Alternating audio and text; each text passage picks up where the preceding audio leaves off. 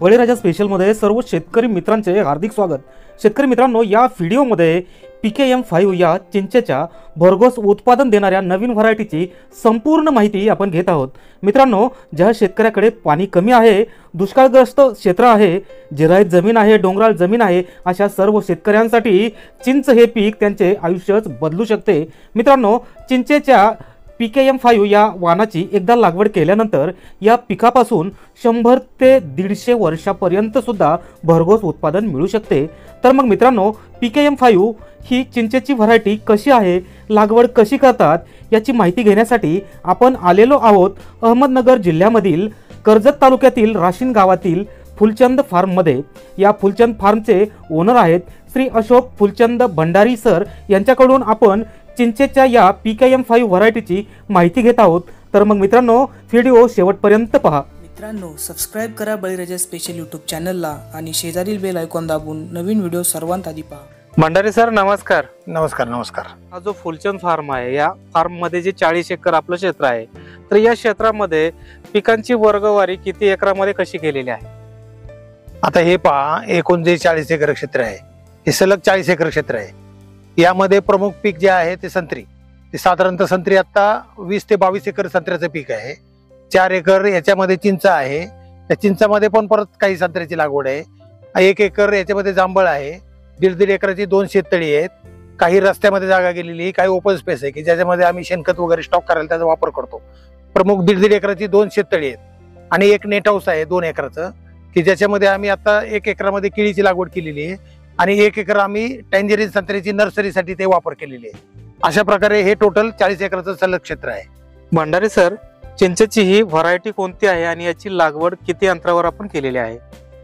चिंचेची ही PKM5 म्हणून Tamil Nadu university TNAU असं जे आहे ऍग्रिकल्चर युनिव्हर्सिटी, त्यांची ही व्हरायटी आहे आणि याची जी लागवड आपण केली ती 32 फूट बाय 24 फूट अशा प्रकारे याची लागवड केलेली आहे।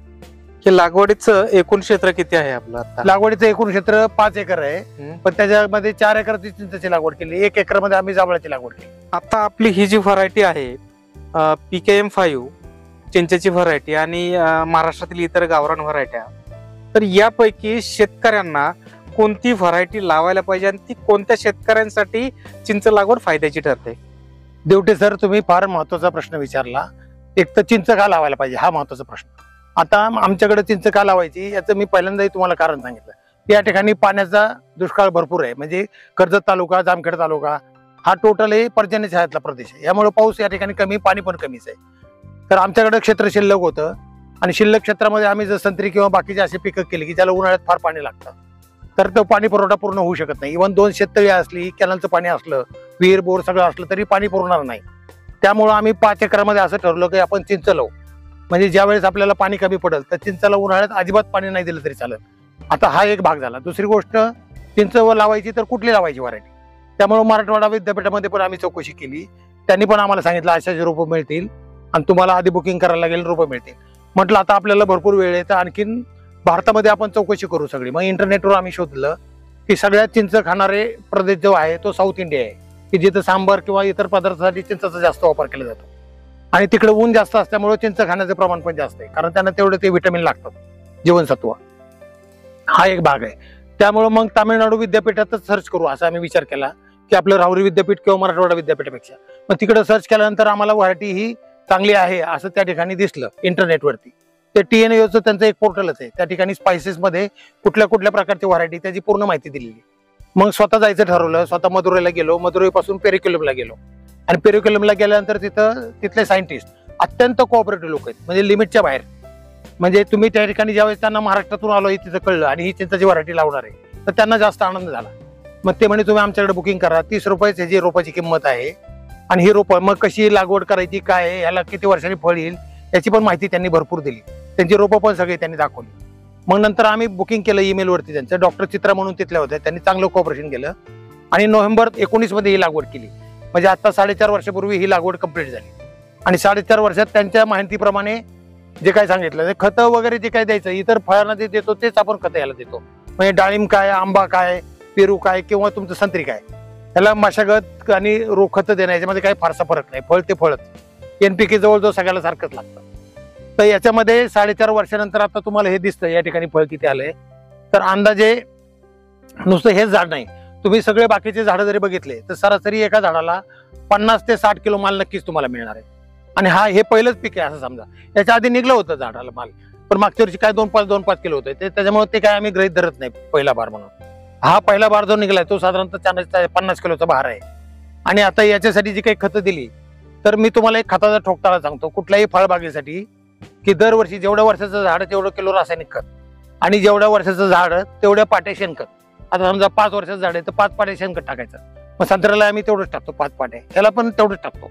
मग चिंच समजा उत्पन्न कमी देईल किंवा परवडणार नाही याचा विचार नाही करत आता आम्ही तेवढं देतोच आहे त्याला खत आणि रासायनिक औषध देतोच. आणि असं आमचं एक्सपेक्टेशन आहे.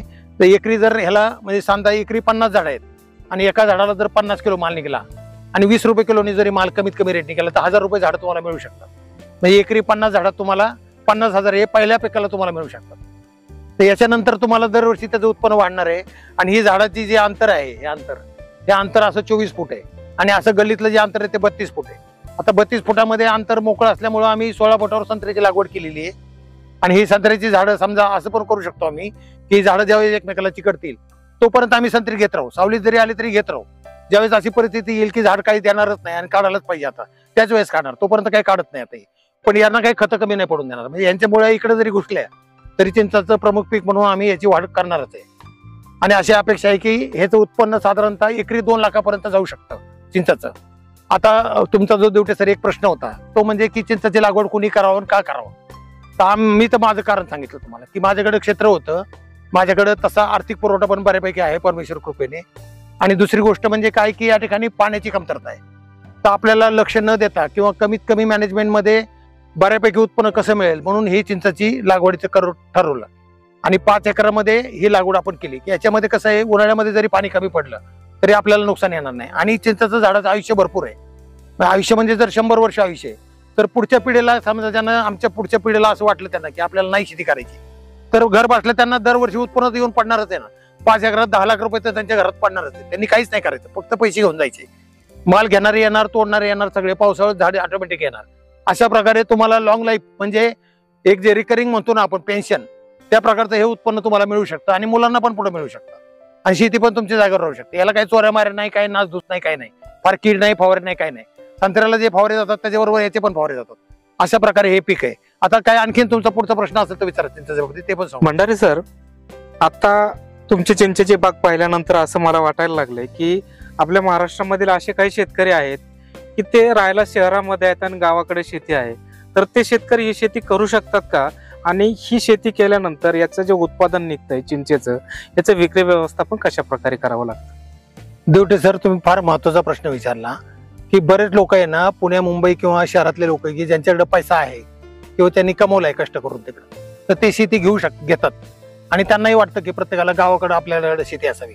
त्यांची भरपूर शेती, पण नक्की शेतीत काय करायचं हा एक प्रश्न येतो. मग ते काय करतात, याला विचार त्याला विचार, किंवा असा सर्वे करतात की आता कशात जास्त पैसे मिळतात. तर डाळिंबात जास्त पैसे मिळतात, पेरूमध्ये जास्त पैसे मिळत आहेत, किंवा तुमच्या संत्र्यामध्ये जास्त पैसे मिळतात, द्राक्षामध्ये जास्त पैसे मिळतात. मग एखाद्याने सांगितलं की चला आपण तुम्ही आता डाळिंब लावून टाका, मग ते डाळिंबच लावतात. पण डाळिंब हे एवढं रिस्की पीक आहे, एवढं अवघड पीक आहे की ज्यांनी त्याच्यामध्ये एक तप घालवले, 12-12 वर्ष कष्ट केलेत, तेल्यामध्ये मार खाऊन परत उठून आलेत, त्याच लोकांनी डाळिंब करावं. द्राक्ष पण अशाच लोकांनी करावे. ही जी भारी पिकं आहेत ना की जे एकरी तुम्हाला भरपूर उत्पन्न मिळून देणार, पण तुम्ही पुण्या मुंबईला राहून जर शेती करणार असाल तर तुम्ही अशी रिस्क घेऊ नये असं माझं मत आहे स्पष्ट. आता तुम्ही सल्ला म्हणून विचारला तर पुणे मुंबईच्या लोकांनी काय करायला पाहिजे की वनशेतीवर जायला पाहिजे. तुमच्याकडे भरपूर शेती आहे आणि शेती पडलेली आहे, तुम्हाला काहीतरी करायचं, तुम्ही लावा ना चिंच. तुम्हाला लॉंग टर्म प्रॉफिट मिळणार आहे, लगेच नाही प्रॉफिट मिळणार. 2 वर्षांनी 3 वर्षांनंतर द्राक्ष उत्पन्न चालू नाही होणार, त्याच्यात अनेक काही वर्ष जातील. पण जाऊ द्या, जरी 5 वर्षानंतर तुमचं उत्पन्न चालू झालं की त्याच्यानंतर 10 वर्षांनी 20 वर्षांनी तुम्हाला फक्त त्यातनं पैसेच मिळणार आहेत. तुम्हाला जेवढा शेअरचा डिव्हिडंड मिळणार आहे त्याच्या कित्येक पटीने याच्यातनं पैसे मिळणार आहेत. आणि दुसरी गोष्ट, याला इन्कम टॅक्स 1 रुपया पण नाही. माझ्या माहितीप्रमाणे याच्या पुढे 50 वर्ष तुम्हाला शेतीला इन्कम टॅक्स राहणार नाही. कोणता ऑफिसर तुम्हाला विचारला येणार नाही किती पैसे घातले, किती नफा मिळाला आणि काय हिशोब दवडला. म्हणजे हे एक महत्वाचं आहे. म्हणजे तुमचे सगळे पैसे या ठिकाणी व्यवस्थित प्रमाणे तुम्ही करू शकता. आणि वनशेती केल्यानंतर तुमचा ग्लोबल वॉर्मिंग, अमुक तमुक, मी काही जास्त टेक्निकल इश्यूवर जात नाही, पण त्यातनं पाऊस वाढेल, अमुक तमुक, ह्या गोष्टीचा जो काही फायदा होणार आहे डायरेक्ट तुमचा बेनिफिट एवढाच होणार आहे की तुमची पुढची पिढी पण चांगल्या प्रकारे जगू शकते, तुमची जमीन चांगल्या प्रकारे राहू शकते आणि तुम्हाला आनंद घेता येईल. ज्यावेळेस गुरंढोरं येतील, या ठिकाणी चिंचाची झाडं अत्यंत मोठी झाली असतील, गुराढोरं आतमध्ये चारा खातील, शेणमूळ गोमूत्र तिथंच टाकतील, तर त्यांना खत पण ऑटोमॅटिक मिळणार आहे. त्या गुराढोरावर ते बाकीचे पण 4 लोक जागणार आहेत. मग तुम्ही जे इथे 4 लोक ठेवणार त्यांचं पण चरितार्थ याच्यातनं चालू शकतो. तुम्ही पण या ठिकाणी राहायला येऊन सावली खाली मजा करू शकता, उत्पन्न पण घेऊ शकता, या सगळ्या गोष्टी करू शकता.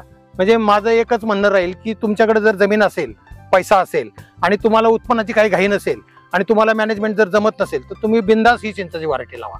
आणि ह्याचं विक्रीचं तुम्ही म्हणता ना, आज 20 रुपये किलोनी जाते, 20 वर्षांनी अशी परिस्थिती होईल की 200 रुपये किलोनी जाईल. म्हणजे पुढे तुमचं जे एकरी उत्पन्न आहे ना, आज 2 लाख रुपये आणि तुमचा समजा असं गृहीत धरा की एकरी 2 लाख मिळतात आणि तुमचा स्वतःचा महिन्याचा खर्च 2 लाख रुपये एकरी, घरचा खर्च 1 महिन्याचा, बरोबर आहे. म्हणजे 1 एकरात तुमचं महिन्याचं भागते तुमचं आजच्या घडीला.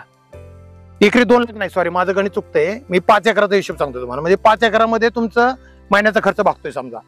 तर ज्यावेळेस 50 वर्षांनी किंवा 25 वर्षांनी तुमच्या पुढच्या पिढीला असं गृहीत धरा की तुम्हाला महिन्याला 20 लाख रुपये खर्चायला लागतील, तर हे पण 20 लाख रुपये कमवून देणार आहे. कारण हे 100 वर्ष जागणार आहे. म्हणजे पुढची अख्खी पिढी तुमचं नाव घेईल की बा आमच्या बापदादांनी चिंच लावली होती, ते फार चांगलं केलं, जमीन पण राहिली आणि आमच्या खर्चाची पण व्यवस्था झाली. आता सांगण्यासारखं भरपूर आहे, पण यापेक्षा काही सर सांगत नाही. आता तुम्ही याच्यावर लक्षात घ्या काय असेल ते. ओके, धन्यवाद सर.